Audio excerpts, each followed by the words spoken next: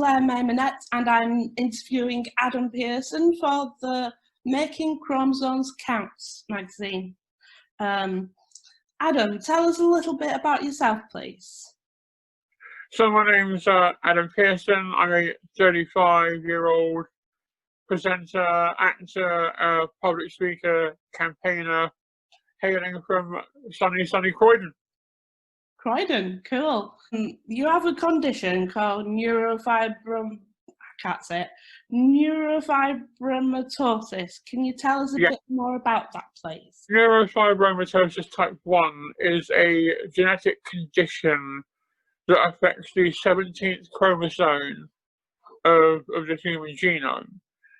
And what the condition causes is for non-cancerous growth to occur on nerve endings. So in the same way that electrical cable is wrapped in plastic, your nerves are wrapped in cells called Schwann cells. And those cells grow exponentially, which is what causes these non-cancerous tumors called fibromas to grow. And they can occur anywhere on the human body where your central nervous system exists. It just happens most of mine are on my face and upper body. I've got a little one on my hand as well.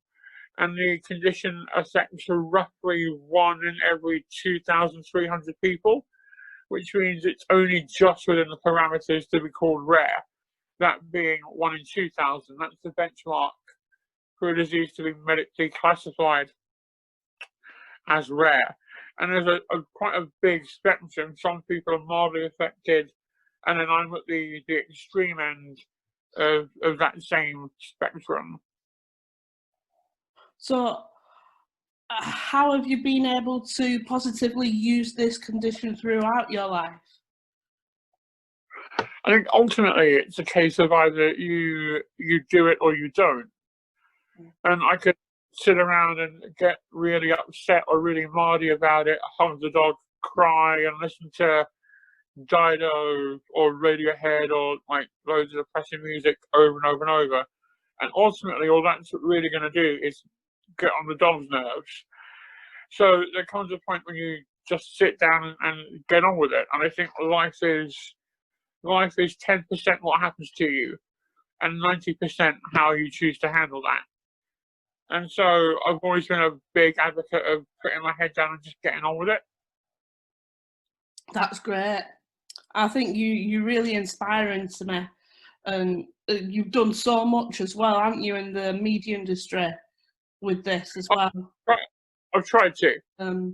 So what challenges have you faced due to this condition?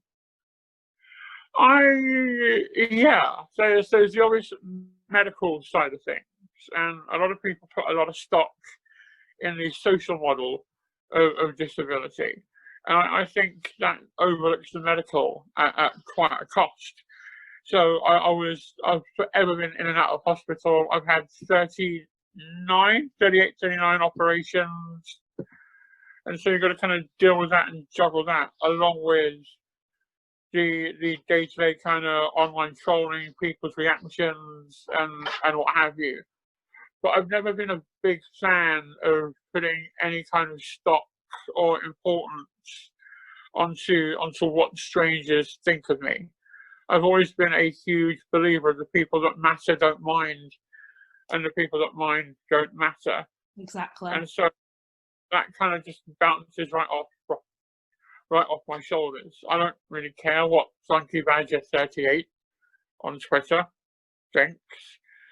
And if you want to waste your time trolling me, bring it on. I do stand-up comedy. You won't win. That's brilliant. So that's how you deal with the trollers on the Twitter and all that?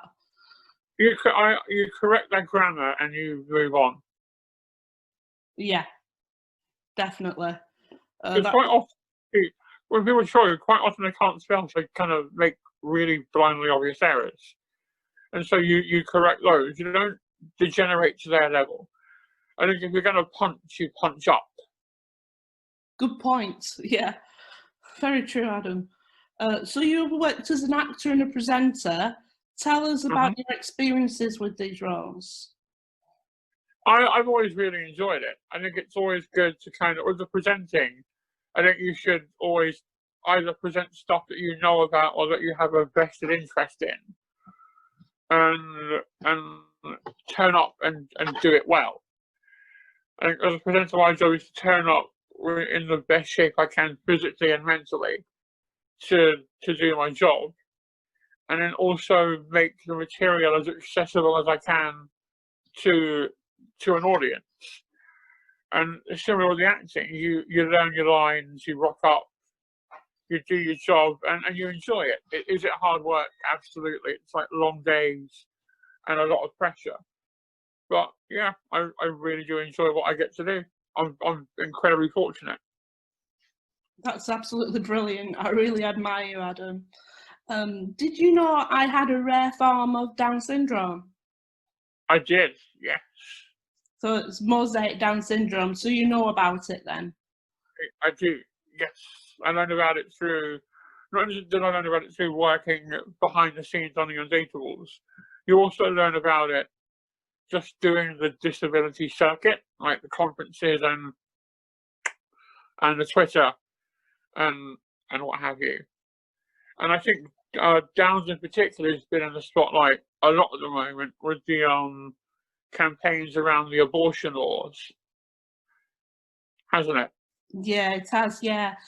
As a campaigner, for those with disabilities, how do you feel the perception of it or acceptance of those with disabilities has shifted over the years? It's certainly gotten better than like back in the day of the old out of sight, out of mind attitude. But I still think it needs work. I think the last time I checked, the disability employment gap was 58%. By that I mean the number of disabled people ready and willing to work versus the number actually employed. And I also read somewhere that 98% of companies care about diversity, but only 4% care about disability, which is like a mind-boggling statistic. And I don't know why you wouldn't, in 2020, want to at least pretend to give a shit about disability, bearing in mind that the purple pounds, the disposable income of disabled people, globally is $1 trillion.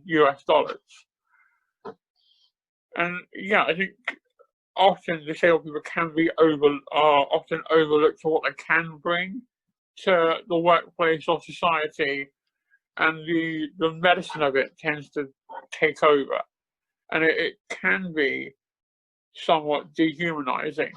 And it's what is the best way to fight against that misconception that is the real conundrum here. Yeah. So do you think you've answered more or less Mrs. Miller the next question? What needs more to be done to move into an inclusive society for all? Yeah, I think there's a two sides to that answer. I think there are aspects of society that need changing in terms of physical access and attitudinal shift. But I also think that as a disabled person myself, some of that responsibility also lies with me, and I shouldn't, just because I have a disability, expect the world to change around me and accommodate me just because. I think I have to do some of the work as well. There is an aspect of if the mountain won't come to Muhammad, Muhammad must go to the mountain. And so I think we all need to talk to each other a lot more and at least agree on terms, and then see how we can best move forward under those terms. But I think society yelling at disabled people for being disabled, and disabled people yelling at society for not accepting disability, isn't going to work. I think we need to have a conversation in a respectful, meaningful way about what an inclusive society A is, B what it looks like, and C how that will actually work. I totally agree with you, Adam. For me, that's the same thing as well, because communication with me is the utmost. You know what I mean? And Yeah. I think I struggle with people that can't communicate with me. So it's like, how can we communicate with them if they don't know how to communicate with us? Yeah, and I think you just keep doing it. I think, and I understand how easy it is to get kind of frustrated having the same conversations over and over and over. And there is an aspect of almost utility to it, but it does eventually start working, almost through your osmosis, if you will. Which is why how you behave is equally as important as what you say, because if people don't understand what you're saying, but they can look at how you behave and garner something from that, that can also work wonders. It's a very long-term relational thing that we're all trying to do here. Yeah, exactly. I mean, I've like adapted to what I think is right to be in the society and how it changes and stuff like that. And I want change as much as the next person now. I didn't used to like it before, but I've adapted and what have you. And I was just like, sometimes I'm coming across people that just don't want to know. Yeah, but then when you come up against like a barrier like that, there are some people who just will never get it, and frankly don't want to get it, and that really would be a waste of my time, your time, and everyone's time. So you just park that. Some people just want to watch the world burn and need to be left to their ignorance, and you know you wish them well, but you also end on their terms, if you will. Like there's a difference between like long-term campaigning and wasting time, isn't there? Yeah. So have you been working from home then in these corona times? I have. I've been working on a few things that I can't talk about, but are quite exciting. So yeah, I don't know what we did before Zoom. Like it's been a godsend in these unprecedented times. Yeah, it's strange, isn't it? So you can't tell us what you're working on at the moment? I cannot. No. Oh, dear. Okay then. I'm that guy. Whenever I used to hear people say that, I go, "Oh, I can't talk right now." I used to think, "Oh, you," and now I've become that person. So it's like, "Oh, I can't talk about it."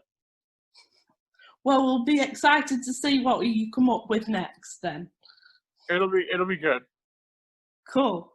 So a bit more about you. What's your favourite like movies, TV series, actor, stuff like that?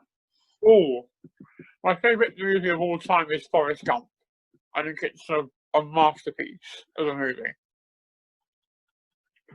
It was the first time I sat down and watched all the way through as a kid. I think I was 10, 11 when I saw it, and yeah, it's incredible. And then TV wise, I watch a lot of comedy, either stand up or sitcoms, and I'm a massive pro wrestling UFC fan. Like around 20 hours of my week is spent on wrestling and UFC, which is an alarmingly high amount for a grown man to be watching. Who's your favourite wrestler then? I am a huge fan of Kevin Owens. I think he's good in the ring, he's good on the mic, and he just does everything really well. What is your dream job or film to be in? Oh, I have no idea. Because there's a plethora of stuff I'd like to do. And as much as people bang on about kind of disability being evil in film and what have you, bad guy roles are really fun to play. Like they're really meaty, mechanically they're good fun, and you get to turn up to work, be an art, get paid to do it. So I'd quite like to be like a bad guy in like a DC film or something, but like a smart one. A lot of bad guys in James Bond or Batman films are incredibly stupid. Because they is they waste a lot of time and money being unnecessarily flamboyant when you can bring the world to its knees quite easily. So you'd like to play a bad boy then? Oh yeah. I'd be a smart bad boy. I'd be the one that kind of nailed it. Oh, cool. I could see you in that role. I'd be the one that finally killed Bond. But just rather than explaining my plans for world domination while he was tied down, just shot him. Because every Bond outlined what they're going to do, and then he gets away and stops them. Who's your favourite actor then? Oh, it depends what kind of film I'm watching. Because if I'm in like a mood where I don't want to have to think about a film, I'll go straight to like a Seth Rogen or an Adam Sandler film, because it's like mindless entertainment. But if I want something like really heavy, I'll head down the kind of the Tom Hanks, Idris Elba kind of route. But then also a big fan of Jennifer Lawrence in Silver Linings Playbook. She's great. Scarlett Johansson in Girl with the Pearl Earring, or Christina de Barcelona. I can really get behind. I think to pin down one actor is always really tricky, because it's not a solo gig.